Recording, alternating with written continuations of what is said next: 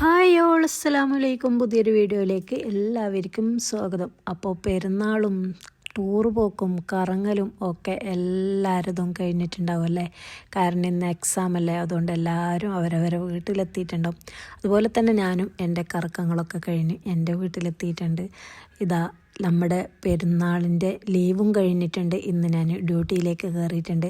ഇന്ന് ഒരുപാട് ഓർഡറൊന്നുമില്ല, 2 കിലോ പരിപ്പിൻ്റെ പിരിയാട് ഉണ്ടാക്കാൻ വേണ്ടിയിട്ടാണ്.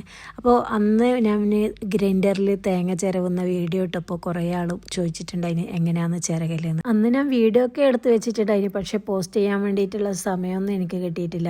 ഇതുപോലെ ആദ്യം ഗ്രൈൻഡർ ഓണാക്കാൻ, എന്നിട്ട് അതിൻ്റെ മുകളിലേക്ക് ഒരു മുറി തേങ്ങ നമ്മുടെ കൈ നല്ലോണം ഒന്ന് പ്രസ് ചെയ്തിട്ട് അമർത്തണം, ഇല്ലെങ്കിൽ നമ്മളെ കൈ പെട്ടെന്നൊന്ന് തെറിച്ച് പോകും. അതുകൊണ്ട് നല്ല പോലെ 2 കൈ വെച്ചിട്ട് അമർത്തിയിട്ട് നടുവിൽ ഇത് നല്ല പോലെ ഒന്ന് ഇളകി വന്നിട്ടാകുമ്പോൾ സൈഡൊക്കെ മെല്ലെ മെല്ലെ ഒന്ന് ചെരിച്ച് കൊടുക്കുക. അത് നമ്മൾ മെല്ലെ പിടിക്കുന്നെങ്കിൽ നമ്മുടെ കൈ തന്നെ തെറിച്ചിട്ട് കൈ മുറിയാൻ സാധ്യതയുണ്ട്. അതുകൊണ്ടാണെന്ന് പറയുന്നത് നല്ലപോലെ അമർത്തി ശ്രദ്ധിച്ചിട്ട് പിടിക്കണം. പിന്നെ കാണുമ്പം ഈസി പോലെ തോന്നും, പക്ഷേ ജസ്റ്റ് ഒന്ന് നല്ലോണം അമർത്തി പിടിച്ചാൽ പെട്ടെന്ന് നമുക്ക് ചെയ്തെടുക്കാൻ വേണ്ടി പറ്റും. ആദ്യം കുറച്ചൊരു ബുദ്ധിമുട്ടൊക്കെ തോന്നും ഫസ്റ്റ് തന്നെ ആക്കുമ്പോൾ, പിന്നെ നമുക്ക് ഇതായിരിക്കും സിമ്പിളായിട്ട് തോന്നൽ. ഇതുപോലെ ചിരകിയിട്ട് ഒരു 3-4 തേങ്ങയൊക്കെ ചിരവി വെച്ചാൽ ഫ്രീസറിൽ വെച്ചാൽ നല്ലപോലെ ഒന്ന് ആദ്യം ഒരു പാത്രത്തിൽ, പരന്ന പാത്രത്തിൽ ഒരുപോലെ നിരത്തി വെച്ചിട്ട് ഫ്രീസ് ചെയ്തതിന് ശേഷം ഒരു കവറിൽ ഇട്ട് വെച്ചാൽ അത് നല്ലപോലെ കട്ടയാകാണ്ട് ഇങ്ങനെ ഉതിർന്നുതിർന്ന് നമുക്ക് ആവശ്യത്തിന് തേങ്ങാപ്പാലിനും വറവിലൊക്കെ ഇടാൻ വേണ്ടി പറ്റും. അങ്ങനെ ഇതാ തേങ്ങ ചിരവലൊക്കെ കഴിഞ്ഞിട്ടുണ്ട്. പിന്നെ ഞാൻ വിസ്മയും കൂട്ടി നമ്മുടെ അടുപ്പ്, കുറേ ദിവസമില്ല അടുപ്പൊന്നും കത്തിക്കാത്തേ, അപ്പോൾ ഞാൻ അടുപ്പും കൂടി കത്തിച്ചെടുക്കുന്നുണ്ട്.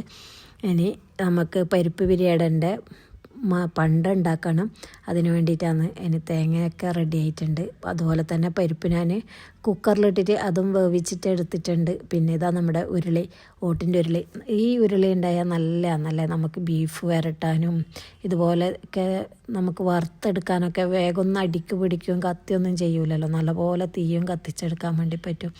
ഞാൻ പരിപ്പ് ബിരിയാണിൻ്റെ മാത്രം സെപ്പറേറ്റ് റെസിപ്പി വീഡിയോ ഇട്ടിട്ടുണ്ട്. അത് പരിപ്പ് ബിരിയാണി കഴിക്കാൻ ഇഷ്ടമുള്ളവരും അതുണ്ടാക്കാൻ അറിയാത്തവരും ആ വീഡിയോ ഒന്ന് പോയി ഉണ്ടാക്കി നോക്കാം. പിന്നെ ഇത് നമ്മുടെ തേങ്ങയൊക്കെ ഒന്ന് നല്ലോണം അതിൻ്റെ വെള്ളമൊക്കെ ആറുന്നത് വരെ ഒന്ന് ഇളക്കി കൊടുക്കുന്നുണ്ട്. പിന്നെ ഇന്നലെ ഒരു കമൻറ്റ് ഇട്ടിട്ടുണ്ട്, അതിന് ഷോർട്സ് വീഡിയോയിലാണ് കമൻറ്റ് ഉണ്ടായത്. കട്ട്ലറ്റ് ഉണ്ടാക്കുമ്പോൾ പൊട്ടിപ്പോകുന്നത് അത് ശരിയാവുന്നില്ല എന്നാണ്. ഞാൻ എൻ്റെ കുറേ വീഡിയോസിൽ സ്നാക്സൊക്കെ കട്ട്ലറ്റും ഒക്കെ ഉണ്ടാക്കുന്ന വീഡിയോസിൽ ഒരുപാട് തവണ പറഞ്ഞതാണ്. അവർ എൻ്റെ വീഡിയോ കാണാത്തവരായിരിക്കും, അതുകൊണ്ട് ഞാൻ കാണാത്തവർക്കും അറിയാത്തവർക്കും വേണ്ടിയിട്ട് വീണ്ടും വീണ്ടും പറയാന്ന്.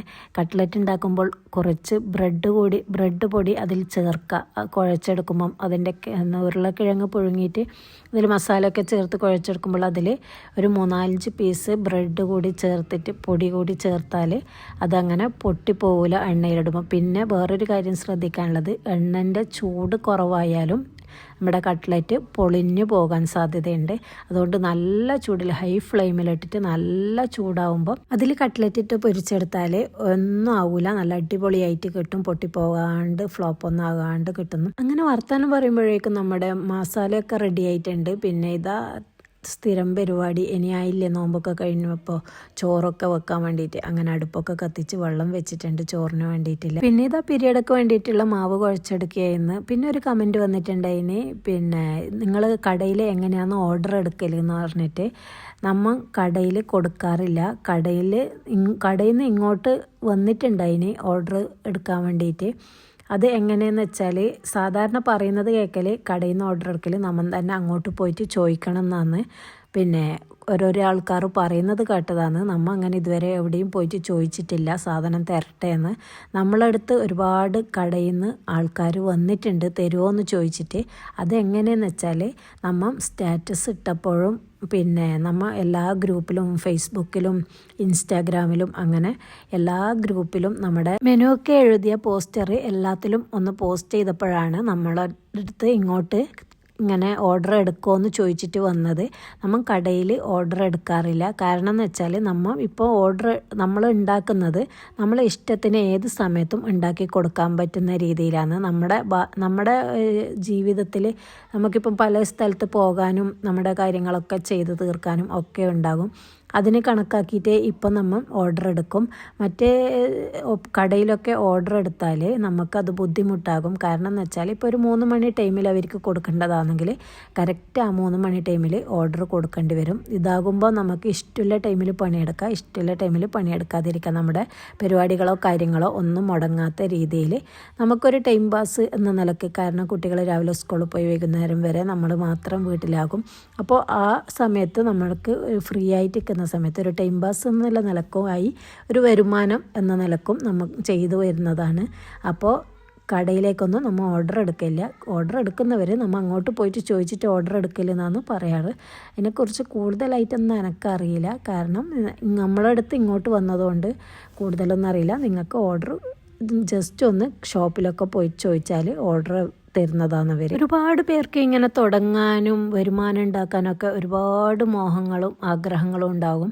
പക്ഷേങ്കിൽ അവർക്ക് ഉണ്ടാക്കാൻ അറിയില്ല എന്നുള്ള ഒരിതുകൊണ്ടും പിന്നെ ഒരു ധൈര്യം കിട്ടാത്തത്, ഇത്ര ഒരുപാട് അധികം ഉണ്ടാക്കാനുള്ള ധൈര്യം കിട്ടാത്തത് കൊണ്ടൊക്കെ ഒരുപാട് പേർ ചെയ്യാൻ നിൽക്കുന്നുണ്ട്. കാരണം അവർക്ക് ജീവിക്കാൻ വരുമാന മാർഗ്ഗം ഇല്ലാത്തവരും കൂടി ഇതുപോലെ ചെയ്യാണ്ട് ഇങ്ങനെ മറ്റുള്ളവരോട് ഇങ്ങനെ ചോദിച്ചിട്ട് ജീവിക്കേണ്ട ഗതികേടില്ല ഒരുപാട് ആൾക്കാരുണ്ട്. അവർക്കൊക്കെ ആരോ മുന്നിലൊരു കൈ നീട്ടാണ്ട് സ്വന്തമായിട്ട് വീട്ടിൽ നിന്ന് തന്നെ മക്കളെയും നോക്കിക്കൊണ്ടും എല്ലാവരും അവരെ ജീവിതത്തിൻ്റെ ഭാഗമായിട്ട് നോക്കിക്കൊണ്ടും തന്നെ വരുമാനം ഉണ്ടാക്കാൻ പറ്റുന്ന ഒരു തൊഴിലാണിത്. കാരണം എന്ന് വെച്ചാൽ നമ്മൾ ഒന്ന് മനസ്സ് വെച്ചാൽ മതി. അപ്പം ചോദിക്കും ഇത് ഉണ്ടാക്കാൻ അറിയണ്ടേന്ന്.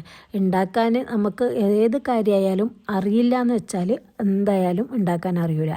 നമുക്ക് എല്ലാം ചെയ്യാൻ പറ്റും, എന്നെക്കൊണ്ട് പറ്റും എന്നുള്ള നിലക്ക് നമ്മൾ തുടങ്ങിയാൽ നമ്മളെ കൊണ്ട് എല്ലാം മുന്നേറാൻ വേണ്ടിയിട്ട് പറ്റും. പിന്നെ ആവൂല എന്ന് പറഞ്ഞാൽ പിന്നെ ഒന്നും ആവില്ല. അതുപോലെ തന്നെയാണ് ഞാൻ 17ാമത്തെ വയസ്സിൽ കല്യാണം കഴിഞ്ഞിട്ട് പോയതാണ്. അവിടെ എത്തിയിട്ടാകുമ്പോൾ അവരോട് എല്ലാവരും പറഞ്ഞിനി ഓള് നല്ലോണം ഫുഡ് ഉണ്ടാക്കും അങ്ങനെ ഇങ്ങനെയെന്നൊക്കെ പറഞ്ഞിനി. അപ്പോൾ ഞാൻ അവിടെ എത്തിയിട്ട് എനിക്ക് അപ്പം എല്ലാതൊന്നും എനിക്കറിയില്ല, ഓരോന്നും അറിയാത്തതൊക്കെ ഉണ്ടായിനി. അപ്പോൾ അവരോട് ഞാൻ പറയും എനിക്കത് അറിയില്ല എന്ന് പറഞ്ഞാൽ അവരെ വിശ്വസിക്കൂല. കാരണം എന്ന് പറഞ്ഞാൽ അവർ പറയും നീ കളവ് പറയുന്നതെന്നാണ് പറയല്, ഞാൻ ഉണ്ടാക്കാൻ അറിയില്ല എന്ന്. പിന്നെ ഞാൻ കളവ് പറയാൻ തുടങ്ങി. ആദ്യം സത്യം പറഞ്ഞാൽ എനിക്ക് ഉണ്ടാക്കാൻ അറിയില്ല എന്ന്. അപ്പോൾ ആരും വിശ്വസിച്ചില്ല. പിന്നെ ഞാൻ കളവ് പറയാൻ തുടങ്ങി, എനിക്ക് ഉണ്ടാക്കാൻ അറിയാമെന്നില്ല. എന്ത് പറഞ്ഞാലും അല്ലെങ്കിൽ എന്തും ഇങ്ങനെ ആദ്യമായിട്ട് ചെയ്യുന്ന പോലെ ഞാൻ ചെയ്യാറില്ല. എല്ലാം അറിയുമ്പോഴത്തെ ഇതിൽ തന്നെ ഞാൻ ചെയ്യും. അപ്പം നല്ല കറക്റ്റായിട്ട് കിട്ടലുമുണ്ട്. പിന്നെ ഓരോന്നൊക്കെ ഞാൻ ഫ്ലോപ്പാകുന്ന അധികം ഇവിടുന്ന് ഉണ്ടാക്കുമ്പോഴാണ് ഫ്ലോപ്പാല്. അവിടുന്ന് ഉണ്ടാക്കുമ്പോൾ ഫ്ലോപ്പായിട്ടൊന്നുമില്ല. അപ്പോൾ പിന്നെ എല്ലാവരും അങ്ങനെ തന്നെ എന്നെ കണ്ട് ഞാനും അതുപോലെ തന്നെ ഓരോന്ന് ഉണ്ടാക്കി അങ്ങനെയാണ് ഉണ്ടാക്കാൻ ഓരോന്നും പഠിച്ചത്. പിന്നെ നമ്മൾ അറിയില്ല എന്ന് പറഞ്ഞാൽ ഒന്നും ഉണ്ടാക്കാൻ അറിയില്ല. നമുക്ക് അറിയുന്നില്ല നിലക്ക് നമ്മൾ ഉണ്ടാക്കി നോക്കിയാൽ ഏതറിയാത്ത സംഭവവും അടിപൊളിയായിട്ട് കിട്ടും. എല്ലാം ഒരുപോലെ കൊണ്ടുപോകാൻ പറ്റുന്ന ഒരു വരുമാന മാർഗം ഇത് തന്നെയാണെന്നാണ് ഞാൻ പറയും. കാരണം കുട്ടികളെ നോക്കിക്കൊണ്ട് നമുക്ക് ഈ പണിയെടുക്കാൻ വേണ്ടി പറ്റും. മറ്റേ നമ്മളിപ്പോൾ പുറത്ത് പോയിട്ട് പണിയെടുക്കുന്നുണ്ടെങ്കിൽ കുട്ടികളൊക്കെ വീട്ടിലാക്കിയിട്ട് അല്ലെങ്കിൽ സ്കൂളിലാക്കിയിട്ട് അംഗൻവാടിയിലാക്കിയിട്ടൊക്കെ നമ്മൾ പണിക്ക് പോകണം. അതും കൃത്യ ടൈമിൽ പോകണം. ഇപ്പോൾ 9 മണി എന്ന് പറഞ്ഞാൽ 9 മണിക്ക് അവിടെ എത്തണം. വൈകുന്നേരം 6 മണിക്ക് പണി കഴിഞ്ഞിട്ട് തിരിച്ച് വരാൻ പറ്റും. ആ സമയത്തൊക്കെ നമ്മളെ ചിന്തയൊക്കെ വീട്ടിലേക്കായിരിക്കും, കുട്ടികളുടെ മേലായിരിക്കും. അങ്ങനെയൊക്കെ ഉണ്ടാവില്ലേ. ഈ പണിയെടുക്കുന്നതാണെങ്കിൽ നമുക്ക് അങ്ങനത്തെ ചിന്തകളൊന്നും വരില്ല. കാരണം കുട്ടികളോട് കൂടെ തന്നെയല്ലേ നമ്മളുള്ളത്.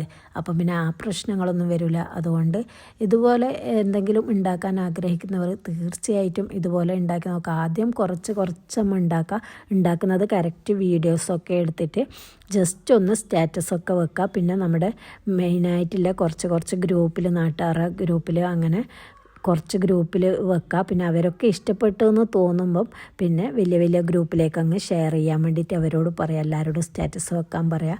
അങ്ങനെയൊക്കെ ചെയ്താൽ നമുക്ക് തീർച്ചയായിട്ടും ഒരുപാട് ഓർഡറും കാര്യങ്ങളൊക്കെ വരും. അപ്പോൾ നമുക്ക് എടുക്കാൻ പറ്റുന്ന ഓർഡർ മാത്രം അങ്ങനെ എടുക്കുക. ഇല്ലെങ്കിൽ ആളെ കൂട്ടിയിട്ട് 1-2 ആൾക്കാരെ കൂട്ടിയിട്ട് അങ്ങനെ ചെയ്യാൻ പറ്റുന്നെങ്കിൽ അങ്ങനെയും ചെയ്താൽ എങ്ങനെ ചെയ്താലും നല്ല അടിപൊളി ലാഭം കിട്ടുന്ന ഒരു പണിയാണിത്. പിന്നെ അങ്ങനെ വർത്താനം പറഞ്ഞെടുക്കാം. നമ്മുടെ പീരിയഡൊക്കെ റെഡി ആയിട്ടുണ്ട്.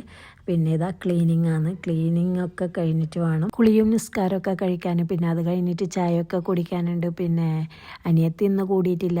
2 കിലോ മാത്രമേ ഉണ്ടാക്കാനുണ്ടായിട്ടുള്ളൂ. കുറച്ച് ഉണ്ടാക്കാനേ ഉണ്ട്. അവളെ കൂടിയിട്ടില്ല. ഞാൻ ഒറ്റയ്ക്ക് തന്നെ ഉണ്ടാക്കിയെടുത്തതാണ്. അതുകൊണ്ട് കുറച്ച് ടൈം എടുത്ത് എന്താണെന്നറിയില്ല, നല്ല മടിയായിരുന്നു ഇന്ന്. പിന്നെ കുറേ ദിവസമായില്ല ഇങ്ങനെ പണിയെടുക്കാണ്ടിരിക്കുന്നത്. അതിൻ്റെ ഏതാണെന്നൊന്നും ഭയങ്കര മടിയോട് കൂടിയിട്ടാണ് ഞാനിന്ന് പണിക്ക് കഴിഞ്ഞത്. അങ്ങനെ ചായ കുടിയൊക്കെ കഴിഞ്ഞിട്ട് ഇതാ പിന്നെ ചെടീനെ നോക്കാമെന്ന് വിചാരിച്ചിട്ട് കഴിഞ്ഞിട്ടുണ്ട്. നോമ്പിന് ഞാൻ പിന്നെ ചെടീനെ നോക്കാനേ വന്നിട്ടില്ല. എനിക്ക് ടൈമും കിട്ടാറില്ല. മഗ്‌രിബ് ബാങ്കൊക്കെ കഴിയും എൻ്റെ കുറച്ച് ഫ്രീ ആകാൻ വേണ്ടിയിട്ട്. അപ്പോൾ ആ സമയത്തൊന്നും ഞാൻ പുറത്ത് ഇറങ്ങലുമില്ല. പിന്നെ ഇതാ അന്നേരമൊന്നും നോക്കാത്തതുകൊണ്ട് ഇപ്പം ഞാൻ ചെടിക്കൊന്ന് വെള്ളം ഒഴിച്ച് കൊടുക്കാമെന്ന് വിചാരിച്ച്. പൂവൊക്കെ വിരിഞ്ഞിട്ട് കാണാൻ എനിക്ക് നല്ല ഇഷ്ടമാണ്. അതിനെ പൊന്നുപോലെ നോക്കിയിട്ട് ഇങ്ങനെ പൂവൊക്കെ വിരിഞ്ഞിട്ട് കാണുമ്പോൾ ഭയങ്കര ഭംഗിയല്ലേ. അതൊന്നും നോക്കാൻ പോലും എനിക്ക് ടൈം കിട്ടിയിട്ട് ആരോടെങ്കിലും പറഞ്ഞിട്ട് ജസ്റ്റ് ഒന്ന് വെള്ളം ഒഴിപ്പിക്കും, അത്രയും ഉണ്ടായിട്ടും. പിന്നെ ഞാൻ തന്നെയാണ് ചെടിനൊക്കെ ഒന്ന് നോക്കലും വെള്ളം ഒഴിച്ച് കൊടുക്കലെല്ലാം. പിന്നെ നോമ്പായതുകൊണ്ട് പിന്നെ ആരോടൊക്കെ എല്ലാം പറഞ്ഞിട്ട് മോനോടോ മോളോടോ ഒക്കെ പറഞ്ഞിട്ട് നിർബന്ധിച്ചിട്ട് ഇങ്ങനെ വെള്ളം ഒഴിച്ചിട്ട് ഇത്ര വരെ എത്തിച്ച്. ഇനി നല്ല ചൂട് ഇതല്ലേ, അപ്പോൾ നല്ലപോലെ നോക്കിയാലേ ചെടിയൊക്കെ ബാക്കിയായിട്ട് കിട്ടും. പിന്നെ എനിക്ക് ഭയങ്കര ഇഷ്ടമാണ് ഈ ചെടി എന്ന് പറഞ്ഞാൽ, അതും പൂ പിടിക്കുന്ന ചെടി. പക്ഷേ എൻ്റെ അടുക്ക് എത്തിയാൽ മാത്രമേ ഈ ബോഗൺവില്ല കാര്യങ്ങളൊന്നും പൂ പിടിക്കലുമില്ല. ഞാൻ ഇനിയിപ്പോൾ എന്തെല്ലോ പണിയെടുത്തിട്ട് മുട്ടത്തോടൊക്കെ മിക്സിയിലിട്ട് അടിച്ച് പൊടിച്ചെടുത്തിട്ട് ഇട്ട് കൊടുത്തിട്ട് ഇപ്പം പിന്നെയും കുറേശ്ശെ പൂ പിടിക്കുന്നുണ്ട്. അപ്പോൾ എന്നും പറയുന്നത് പോലെ എൻ്റെ വീഡിയോ ആദ്യമായി കാണുന്നവരാണെങ്കിൽ ലൈക്ക് ചെയ്യുക, ഷെയർ ചെയ്യുക, സബ്സ്ക്രൈബ് ചെയ്യുക. പുതിയൊരു റെസിപ്പിയുമായി പുതിയൊരു വീഡിയോയുമായി വീണ്ടും വരുന്നത് വരേക്കും ബൈ.